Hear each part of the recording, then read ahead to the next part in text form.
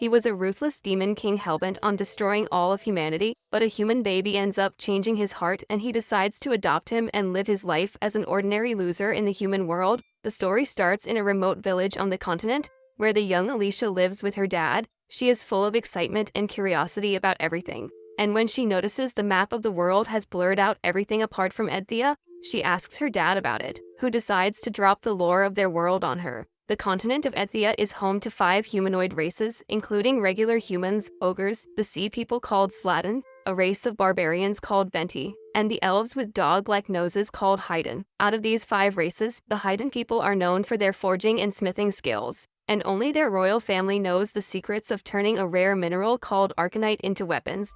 The 5 species live together mostly in peace, but their world is limited just to the continent of Edthea, because beyond that is an unexplored place full of magic beasts and their kings, who block the way of humans. He says that the 4 demon lords guarding each direction are incredibly strong, and they have wiped out all the expedition parties sent to their territories. Alicia is disappointed on hearing that they will have to live on Edthea forever, but her dad tells her that according to a legend, one day a hero among heroes will use a secret weapon given to him by the king of Haydn to slay the 4 demon lords and open up the world for humans. He tells her that the demon lords are strong enough to tear down mountains, and the only way humans can fight against them is by using the special weapons that only the king of Haydn has. Alicia gets excited on hearing this and says that she will become a hero and get the special weapons to defeat the demon lord and make the world a much wider place. Fast forward many years, Alicia walked the talk, and now she is one of the 13 heroes selected by the king of Haydn. She travels in a carriage with 6 other heroes. Thinking that it is finally the time for her to fulfill her promise to her dad, the guys in the carriage start chatting about how special it is to see so many powerful people in one place, and one of them remarks that it is even rarer to see a female hero. He asks Alicia where she is from, but she doesn't give him an answer. Just then, another hero named Stefan steps in, telling everyone to be ready because they are about to step in the enemy territory, while the other guys are irritated because Stefan is acting as their leader. They can't argue because he is the strongest one of them.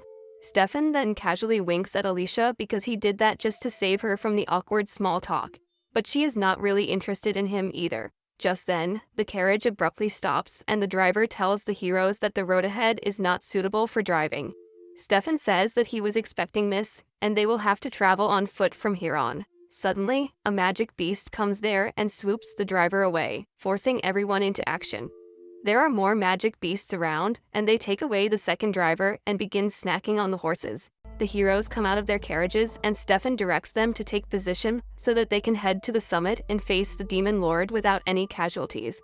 The heroes use their special weapons and the ability they give them to fight off against the magic beasts, but the Lord of South, Clevitus, watches them from afar. The heroes keep fighting the monsters one by one, and then head to the Luna Mountain, where Demon King Clev lives. They spot the Demon King on the top of the mountain, and then it suddenly travels to their location in the form of a lightning bolt. The heroes are awestruck to see the majestic monster that is radiating a strange golden aura. They can tell that Clev is incredibly strong, but Stefan takes this moment to aura farm and declares that the 13 heroes will defeat it with the power of the weapons from Haydn Kingdom. He commands everyone to charge ahead, but then suddenly, he gets hit by something so fast that no one has even the time to react. Stefan hits a rock behind him and is left a broken mess, while the demon lord lets his blood drip from his tail. The heroes freak out on seeing this, and one guy rushes in to get revenge. Alicia tries to warn him because her instincts tell her something is wrong, but no one is going to listen to a woman. The hammer guy leaps at Clev, but he gets hit by his tail that tears off his head in an instant. The other heroes start panicking and think of retreating, but they don't know that Clev can control shadows, and he sends his tails through the shadows of the heroes to stab them from the back. Alicia is the only one who notices this, and she immediately notifies everyone, telling them to keep jumping so that they are far away from their shadows. No one is fast enough to keep up with her instructions, but while others are getting ratioed, Alicia dodges Clev's attacks and dashes towards him. Clev is impressed by her presence of mind, but as opposed to her, the guys are a hopeless cause. They try to fight against the demon lord directly, only to get one-shotted by his tails, and Clev is curious about why they are here. He has only viewed humans as insects in his long life, and the last time he saw them was 1,000 years ago. He wonders how and why creatures as weak as them are here, while continuing to massacre them until only Alicia is left. She dodges all of the demon lord's attacks and then flies towards him, hitting him with her full strength, only to scratch his horn. Cleve is irritated by this, and he sends a powerful gust of wind that chops Alicia and her dreams. The demon lord, however, is not satisfied with this, and he decides to pay the humans a visit to learn why are they targeting his land. He goes to Hydrat, the capital city of the Hidden Kingdom, where blacksmiths are working tirelessly to forge weapons. As soon as Cleve lands on a watchtower, everyone freaks out and runs away to safety. Cleve recalls that the heroes talked about the king of Hidden giving them the special weapons, and he realizes that he should have a chat with the guy as a fellow king. In the meantime, the soldiers guarding the city arrive there to fight against him, but he doesn't even pay them any attention. He just thinks that he will kill everyone in his way until he reaches the king, because that is exactly what the heroes did in his territory. The soldiers start shooting at him, but they are not even worth his time, so Cleve simply ignores them and starts running on rooftops, heading in the direction of the royal palace. The royal guards also get ready to face him and bring out their big weapons, but their attacks are too slow and too weak to do anything against him. He simply tears down the castle walls, and a messenger runs to the king to inform him about the situation. Judging by the tremors and the loud sounds, the king had already guessed that the heroes have failed and the demon lord is here. He says that the strength of the weapons he gave to the heroes might not have been up to the mark, and he failed to make the legend come true in his age. His soldiers tell him to flee to safety, but the king refuses because he knows that there is no running away from the demon lord. He decides to use his remaining time to seal the forge deep within the palace, because if that is destroyed, they will lose their means to ever fight back against the magic beasts. Meanwhile, the royal guards bring out special weapons that use the same red metal arcanite as the heroes' weapons, and Cleve realizes that this is the only thing that poses any real threat to him. He remembers that Alicia's attack scratched his horn, and he begins thinking that even insects can be dangerous with proper weapons. He immediately destroys the weapons, and then decides to destroy the forge as well because he doesn't want humans to grow any stronger. Back in the palace, the king opens the door to the forge, but just as he is about to enter it, the rumbling grows louder and closer. The king closes the door, choosing to stay outside the forge instead, and just then, the roof is torn apart by Cleve, who tells the king that he was searching for him. The king is shocked to see him speaking the human language, and says that a beast should not use their language. Cleve tells him to be careful about his words because if he doesn't like them, he will destroy not just his kingdom, but all of humanity. He asks the king to tell him what kind of people are the humanoids who live in Edthea, and why do they keep coming to his territory, even when he has stopped them every time. The king decides to go out like a true or a farmer, and tells the demon lord that a beast like him won't understand his reasons. Cleve just swipes his head away with his tail, and decides that he will eradicate all 5 humanoid races. As he walks back while planning to raise an army, he hears the sound of a crying baby. He decides to ignore the baby, but then the woman who got crushed under the rubble trying to protect the baby asks him to stop. She asks him to save the child, and Cleve is dumbfounded because no one in their right mind would ask him to save someone. He simply tells the woman that he is planning to destroy all of humanity, and she should blame the fact that she was born as a human for her death. The woman tells him that children can't choose when and where they are born, and he should not let the kid die just because the adults tried to harm him. Her words force Cleve to turn around, and he asks her to prove that the child is worth saving. She tells him that she can't do it because she is going to die, but when the child grows up, he will prove his worth himself. She dies with that, and Cleve decides to take the boy with him after all. He is not really convinced by what the woman told him, but for him, a human's lifespan is too short, and he could use this chance to observe one up close. Back at the Luna Mountain, the magic beasts try to eat the boy, but Cleve scares them away. He is already getting irritated by the baby's constant crying, and he uses a bit of his power to restore the baby's strength, but he knows that it won't be enough.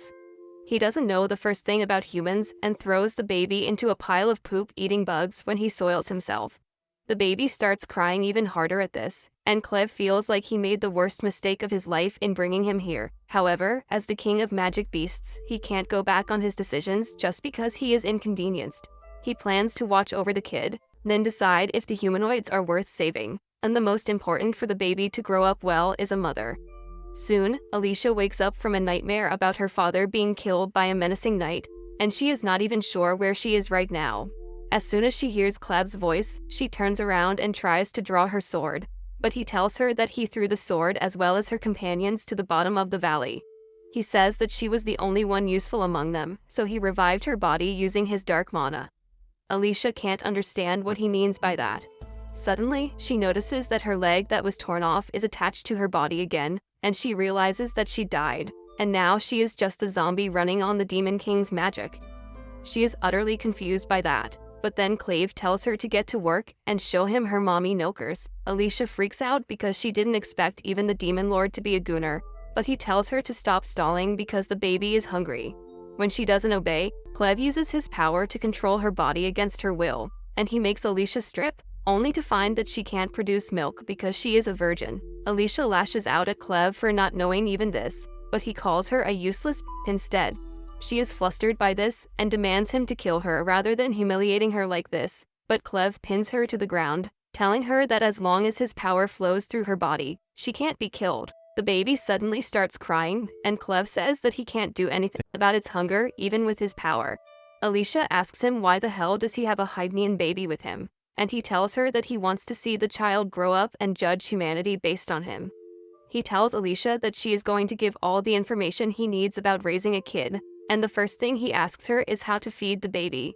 Alicia can't go against his command and says that he needs to find a wet nurse to feed the baby, and most people hire one using money. Cleve doesn't get the concept of money, so Alicia tells him he can hire anyone in exchange for the arcanite that is scattered around his mountain because it is incredibly rare in human regions. Cleve decides to go and hire a wet nurse immediately, but Alicia stops him, asking if he is stupid or something. She tells him that people will freak out the moment they see him, and he can forget about hiring a nurse. She tells him to give the baby to her because she can find a wet nurse for him. But in reality, she plans to save the baby from the Demon King. However, Cleve refuses to let the child leave his sight, and to solve the problem of his appearance, he uses his immense mana and transforms into a human-like form. Alicia freaks out on seeing this, and Cleve tells her that he took the form of the human protecting the child using his power to control the shadows. She tells him to do something about his tails as well, and Cleve sends them inside his shadow, but he doesn't hide the horn. He then decides to name the child Luna after the mountain that is his home, and tells Alicia to lead him to a wet nurse. On the way, they stop at the campsite where Alicia and the other heroes stayed because there is a river nearby. He tells Alicia to wash Luna carefully and keeps nagging about the details. She is annoyed, but also surprised that even a demon lord can have OCD. Once she's done washing the baby, Cleve tells Alicia to wash herself because she is covered in blood and dirt, which is not a good thing for the baby. He also gives her the cloth that Luna was wrapped in, and once Alicia washes the shit stains off it, she finds the crest of the Haiden royal family. She freaks out on realizing that Luna is actually from the Haiden royal family, but she is unaware how Cleve got him. She immediately confronts him about it, asking how he could kidnap a member of the royal family, but Cleve informs her that Luna was actually entrusted to him. Alicia doesn't believe him, but Cleve shares the details about how an injured woman told him to take the baby after he destroyed the royal palace and killed everyone there. Alicia panics on hearing this and says that everyone will be looking for the kid because only the royal family of Haiden knows the secrets to turn arcanite into weapons. However, she soon realizes that she overshared, because after knowing the true legacy of the kid, Cleve decides to make him the puppet king of Haiden and use him to control the kingdom from the shadows. Alicia realizes that she made a mistake, but she is certain that Cleve is obsessed with Luna for some reason. She thinks that if someone harms Luna, Cleve might crash out and destroy all of humanity, and she will stop that at all costs as that is her last job as the hero. The two of them soon reach human territory, and immediately get ambushed by some bandits. Alicia tries warning Cleve about it, but it is too late, and he gets bonked hard by the bandit. Alicia realizes that the bandits are going to die now, but then suddenly, Cleve falls to the ground and starts bleeding out. Alicia can't believe her eyes and starts screaming, so another bandit hits her in the back of the head to knock her out. Soon, the rumbling of the bandit carriage wakes Alicia up, and she gets shocked to see that she has been captured along with Cleve. She asks him how can he be so calm in a situation like this, but Cleve tells her that Luna is safe, even though he was crying a lot till now. Alicia crawls towards Cleve, asking him how could he be knocked out with just one hit from the bandit. She asks if he has become as weak as a human after taking this form, and Cleve tells her it is not like that. He was just too shocked at how fragile the human body is, so he fell down and decided to play along. Alicia asks him why don't they run away now, and Clev replies that as long as he makes Luna the king of Haydn, he plans to hide his true identity. Moreover, he wants to see this side of humans as well. He asks Alicia to explain what is going on here, and why these injured people are being carried like luggage, and she tells him that they were all attacked by the filthy bandits, and they are probably going to be sold off as slaves. Clev asks her how strong the bandits are, and she replies that they are decently strong as far as humans go, but they don't hesitate in using any dirty tricks, which makes them an irritating opponent. She asks Clev not to base his idea of humanity on the bandits of all people, but he is more curious now. Soon, they arrive at a deep mine where the bandits tell their prisoners to get out. They sort the men and women separately, and as one guy tries to make a run for it, a bandit sends him to the afterlife by throwing a dagger at his back. The bald bandit then declares that they are the ravens, and anyone who tries to flee or disobey them will be killed. He then tells everyone to keep moving, but asks Alicia to come with him because he has got some plans for her. Clev just watches her being taken away, when a blonde bratty woman calls him towards her cabin. She is not really pleased to see that he has brought a kid and calls out another slave, Nell, who is even uglier than your sister. The useless trips over thin air, dropping all the bed sheets she is carrying, and the blonde girl Carmel scolds her. She then tells Nell that one of their new slaves has got a child, and it is her duty to look after kids. As soon as Nell sees Luna, her eyes light up. On the other hand, the bald bandit takes Alicia to the office of another bandit named Vrock, who is currently the temporary boss of the bandits. The bandits, however, refuse to acknowledge him as their boss, and he threatens to let his pet dark beast loose on them if they don't obey him. The men get scared because they are facing a troll, who for some reason obeys Vrock and communicates well with him. Vrock then turns to the bag of Arcanite and Alicia, saying that he heard she got it from the Luna Mountain, which is the stronghold of the Dark Lord Clevites. He knows about the 13 heroes that departed from Haydn to fight Clevites, and he also knows that one of them was a woman. Alicia tries to avoid his gaze, but Vrock is already sure that she is the female hero because she is awfully calm in a situation like this, and she has not yet pissed herself in front of his pet troll. Vrock then tells her that after the heroes failed in their mission, Clevites attacked the royal capital of Haydn and destroyed the castle. He says that it was the best news for their bandit crew, and then unsheathes his knife that has a red edge. Alicia is shocked to see this because only special weapons made from Arcanite have red edges, and only Haydn royals can create them. Vrock tells her that he has heard all about the legendary weapons with special abilities that make their wielders stronger, but the one he has is not a real one. Alicia is surprised to hear that, and he tells her that he doesn't sell just slaves, but also fake magical weapons, and most people are too stupid to know the difference. Vrock then begins explaining the law of supply and demand to Alicia, saying that if the rumors about the Haydn royal family dying are true, it means that these magical weapons can't be created anymore, which increases the value of the already created weapons by a huge amount. The most valuable weapons would be the ones that the heroes carry, but since the heroes die deep in the uncharted territory, they can't get them. However, now that they have a living hero with them, Vrock is sure that they can find the weapons and sell them for a high price. He asks Alicia to tell him where they are, but she refuses to open her mouth, and he decides to let her stay silent for now because he will take her to the Luna Mountain tomorrow to find the weapons. The other bandits say that they can use her to look for their other goal, but Vrock tells them that she is too precious to risk her life, and the other slaves are enough for that. He then tells the bandits to have fun with Alicia if they want, and they start thinking of calling him boss after all. On the other hand, Clev is working in the restaurant run by the blonde Carmel. Her only customers are the bandits whom she serves in more ways than one, and Nell's duty is to breastfeed Luna because the radius of her milkers is larger than her ick. The bandits keep ordering her around and kicking her for being slow, and timid Nell just takes it all without complaining. Meanwhile, Clev works as a waiter, giving food to anyone who calls for him, and Carmel thinks that it would be a shame to sell a good worker like him. However, she is also creeped out by him because he has this strange intensity about him.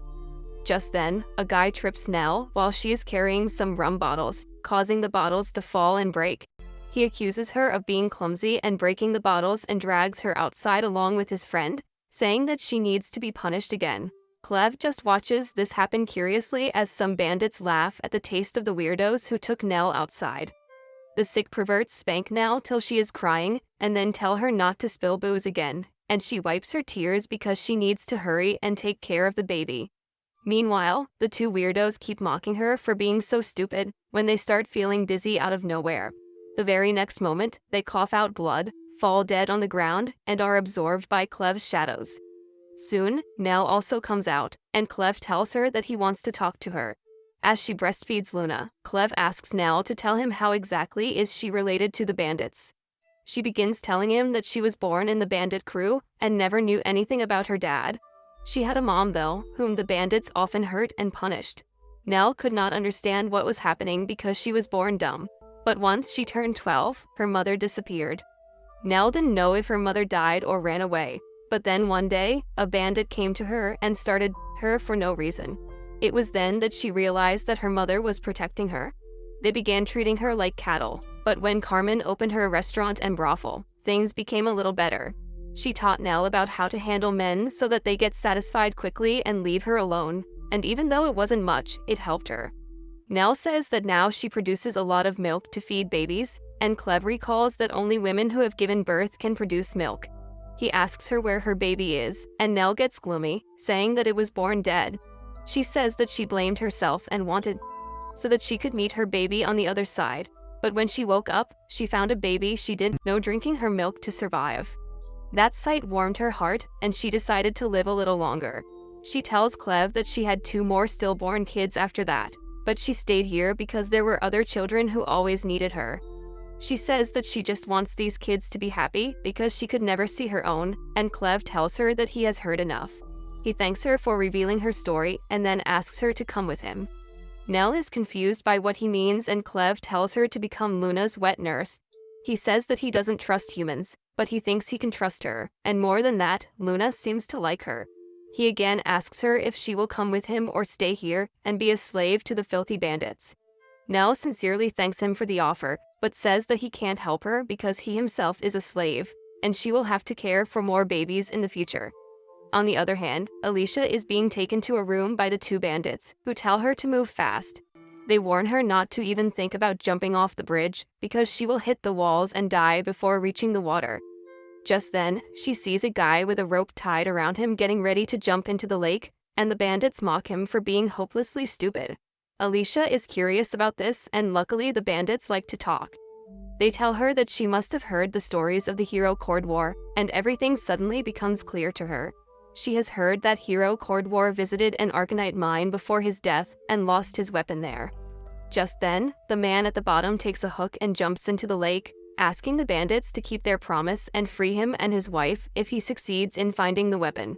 Alicia yells at him to stop because he is not going to find the weapon, and more importantly, there are dark beasts in the water. However, her warning is too late as the monstrous fish eat the poor man in front of his wife. The bandits laugh at him, and Alicia realizes that they never planned to let him free, even if he succeeded. They tell her that nothing she says matters because a whole bunch of bandits is ready to play with her tonight, starting with a crazy knife freak. He jumps on the bridge, saying that he will rip off her clothes here for everyone to see, and Alicia decides to use the curse of immortality Cleve placed on her to good use. She dislocates her joints to get out of her handcuffs, and then crushes the freak's neck with it. She then uses his knife to cut the bridge's rope, causing both of them to fall to their death, and she just hopes that Cleve was not lying about her being immortal. The bandits panic as they see Alicia's squashed body at the bottom of the mine, because they know that Vrock is going to make an example out of them if he finds out that his ticket to wealth died on their watch. They decide to head to the bottom first and check out if there is any chance of the girl being alive, and at the same time, Alicia returns to her senses. She looks around and finds blood scattered everywhere, but she can't see anything more than that. She finds herself unable to move her body, and there is no sensation below her neck. She is not even glad that she is at least alive, because she would have preferred death to being a vegetable.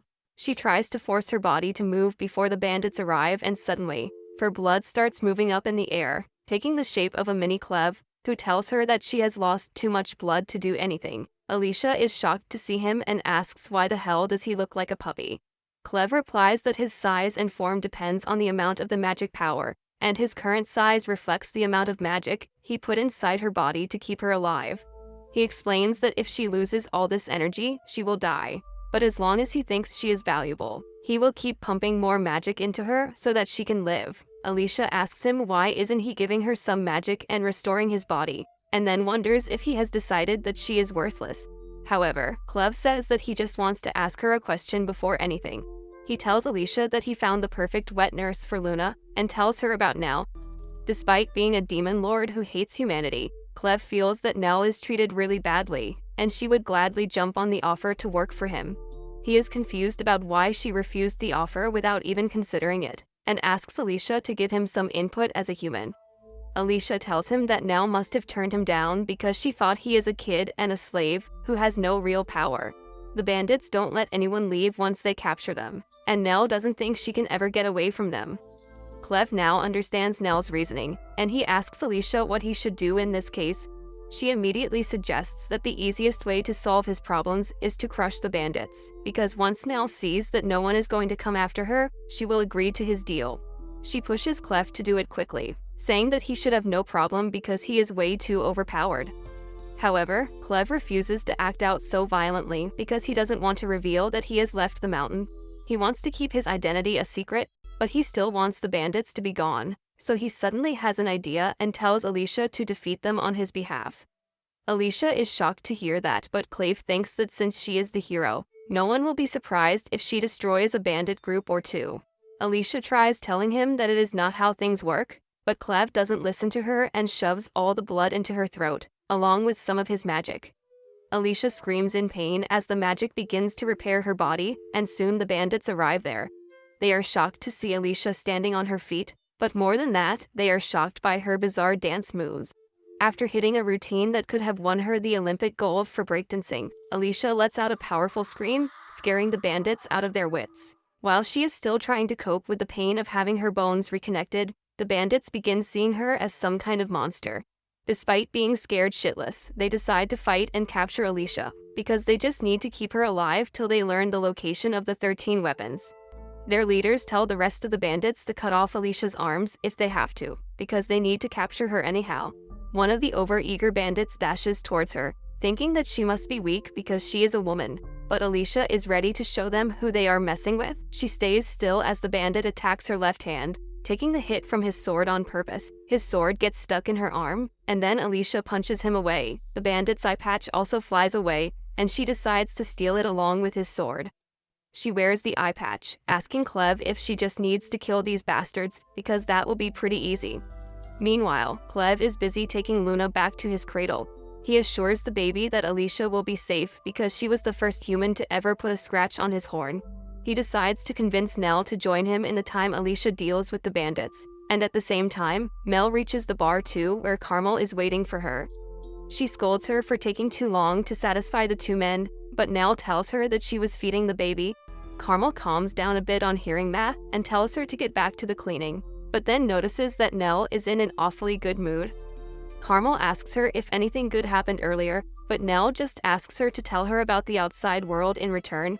Carmel's mood suddenly sours on hearing this, and she replies that she doesn't have any good memories of the outside world. She then asks Nell why is she so curious about it, and she replies that someone asked her to leave this place with him and Vrock, who was just passing by. Here's everything. Carmel is shocked on hearing this too, and she slaps Nell first before telling her to come back to her senses. She says that they can't go anywhere from this place because this is the rock bottom. But then Vrock arrives there, saying that he wants to hear more about what Nell was saying. He asks her to come with him and Carmel panics, realizing what he is planning to do. But she can't stop him because that will put her in danger. Carmel starts throwing a tantrum once the room is empty, wondering how the hell are they going to feed the babies without Nell. Just then, Cleve arrives there with Luna, and on seeing him, Carmel tells him that they can't have any more milk because Nell is gone for good now. Cleve is curious about it, and he uses his intimidating gaze to force her into revealing all the details. Meanwhile, Vrock leads Nell down a small tunnel, and she freaks out as she sees a skull on the ground, but Vrock tells her that it is just the skull of a rat, and then blows out the candle. Nell gets scared of the dark, and when Vrock lights the candle again, his pet troll is right behind the poor woman. Her mind goes blank as she sees the drooling monster, and Vrock tells her that before he became a bandit, he was a researcher who developed a magic drug using arcanite that could control dark beasts. He orders his pet troll to eat her up because she dared to dream of leaving this place, and Nell tries to run away, wondering if things would have been different had she taken Clev's hand earlier. Just then, she sees Cleve and Luna in front of her and apologizes to the child because she won't be able to feed him again.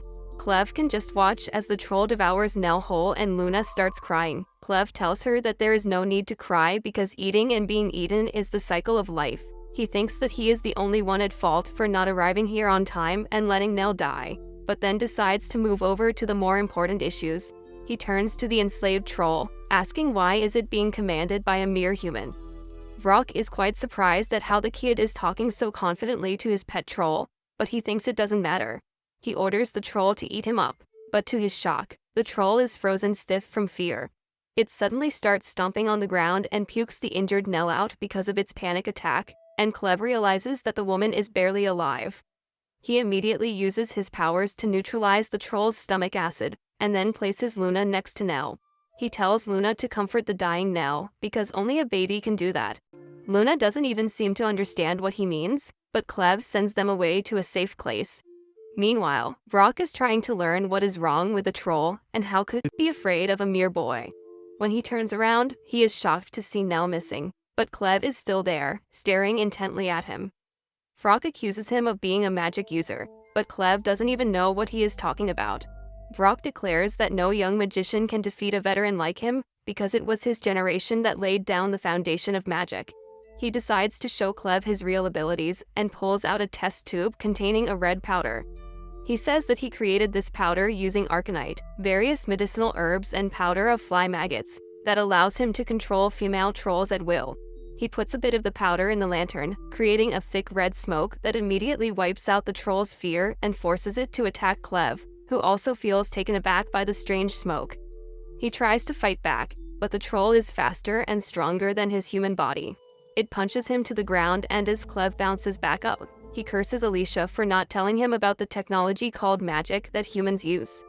Meanwhile, Alicia is fighting against the bandits, but she is exhausted because they don't stop coming after her. One of the bandits attacks her with his huge hammer, shattering her sword and breaking her bones, but Alicia gets up again. She realizes that she needs a better weapon to fight against the bandits, and the only weapon suitable for that job is the lost sword of the legendary hero. Alicia runs towards the lake to get the sword, but she realizes that she will be instantly eaten by the monster's fish. So she grabs an axe and runs up the scaffolding instead, and the bandits quickly reach her. They start climbing up to catch her, but Alicia was waiting for this. She throws the axe at the rope holding the scaffolding in place, and the entire structure collapses. The bandits fall into the lake and get quickly devoured by the monsters, but Alicia hides in a barrel, quietly drowning to the bottom of the lake where the legendary sword lies. However, holding her breath until she reaches the bottom is easier said than done. Alicia soon experiences the pain and pressure that she already took into account when she jumped into the water. She feels the pressure making her senses go numb while her body is aching from the lack of oxygen.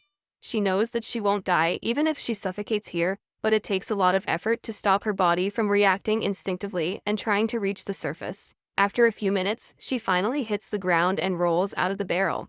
She spots the red gleam of the magic sword from a distance and immediately swims towards it despite her body feeling too heavy to move. Alicia knows that if she gets the sword, she will become much more powerful and escaping to the surface will be easy. But just as she is about to grab it, a giant red eye appears in front of her. Only then does Alicia realize that she is not at the bottom of the lake, but on top of a gigantic monster that has noticed her. The monster rises up, sending her away with the resulting water flow, and Alicia realizes that this beast was the reason the legendary hero lost here. However, she quickly returns her focus to the sword and tries grabbing it, but then the giant monster opens its mouth to suck her in. Alicia can't resist the pull, but luckily, she grabs the sword just as the monster swallows her. Her arm gets stuck in between the monster's jaw, but then, through the power of flashback scenes, she unleashes her full strength, breaking the monster's jaw.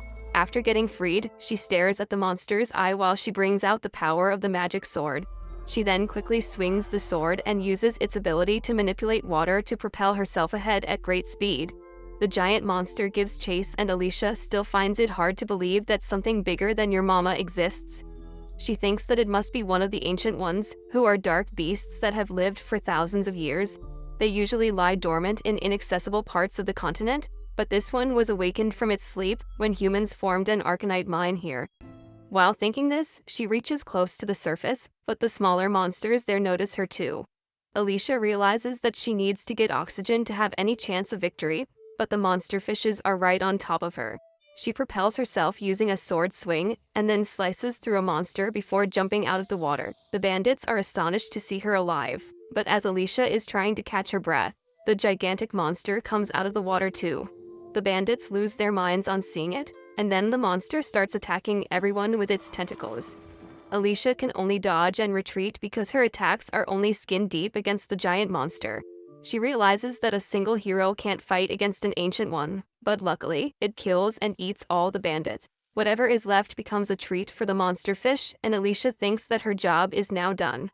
Suddenly, she hears Clev's voice and tries to find him, but he tells her that they are talking through telepathy. He tells her that he can't see it clearly, but judging from the blood all around the place, he is sure that she has finished her job. Alicia starts yelling at him because he should have helped her if he saw how much she was struggling, but Clev tells her that he has his own issues to deal with right now. Alicia can't understand what can bother a demon lord, and Clev tells her that he is dealing with a technique he has never seen before, and his human body is weaker than he thought. He says that she hid the existence of magic from him, and once she returns he will properly punish her. However, he has already defeated the brainwashed troll and is just aura farming right now. Meanwhile, Brock is running for his life, thinking that Clev is a really amazing magician who defeated his pet troll in one hit. Suddenly, he stumbles on Nell's dead body with Luna crying next to it, and seeing the child gives him an idea to win, even in this desperate situation. On the other hand, Alicia comes running to Clev after getting his orders, and immediately notices the weird smoke in the air. Clev also notices the sword that she has now concealed with a cloth, and she tells him that she is not going to throw it away because she risked her life to get it. Clev doesn't care that much about the sword because he is bothered by the crimson smoke. He tells Alicia that it doesn't seem to affect normal animals and humans, but it really shakes up his senses as a demon lord. He can't smell anything and his ears are ringing, and he doesn't like this feeling. He says that he can blow it all up if he transforms into his real form, but he can't risk doing that without knowing where Luna is. Alicia panics on learning that Luna is not with Clev, but he tells her that she shouldn't be far off. He then asks her about magic, and Alicia says that only some people do it by bringing out the hidden power inside Arcanite. She says that she can't use magic even though she knows a bit about it, and Clev calls her useless. Alicia takes offense at this and starts cursing him, but Clev decides to search for Luna and Nell, thinking that there is a chance that they are dead. A chill runs down Alicia's spine as she hears that, and she asks Clev what he will do if Luna is dead. He coldly replies that he will lose any interest he has in humanity, and Alicia realizes that it will be the worst possible outcome. She decides to find Luna as soon as possible to save humanity from Clev, and soon she finds a blood trail. She asks Clev if Nell was bleeding, and he affirms. Alicia says that either she is crawling or someone is dragging her, but she won't be able to go that far in either case, so they should hurry. As it turns out, Nell is not dead yet, and she is clinging on to Rock with her full strength to protect Luna, even with her dying breath. He curses and kicks her as he tells her to let go, but Nell stubbornly holds on. Rock wants to get rid of her and escape with Luna, because earlier, when he tried to take him away, Luna started crying, and his scream caused his magic lantern to explode. Brock realized that Luna had strong talent for magic, and he was a pure-blooded Hydnian, which means that he can be from the royal family. He decides to cut Nell's wrists to get rid of her, but just then, Alicia arrives there, telling him to stop. Brock freaks out and asks what happened to his men that were with her, and Clev answers his question, saying that they became food for the dark beast. Brock panics even more, but he threatens Alicia and Clev to stay away, or he will cut off Luna's fingers. Clev dares him to go ahead because he can just heal the injuries with his powers, but Alicia tells him that he can't undo the hurt that the child will face. She asks him to let her handle the negotiations on her own, and then reveals that she has the magic weapon of the legendary hero. Brock can't believe his eyes when he sees the weapon, but then Alicia flings it at the wall behind him, telling him to go and take it. She says that he needs to use both hands to remove the sword, but if he leaves Luna on the ground, she will let him take it with him. However, Brock just starts chuckling at this, because he believes that no hero will let go of a magic weapon for just a baby. He is now sure that Luna has royal blood in his veins, and that makes him reconsider his strategy.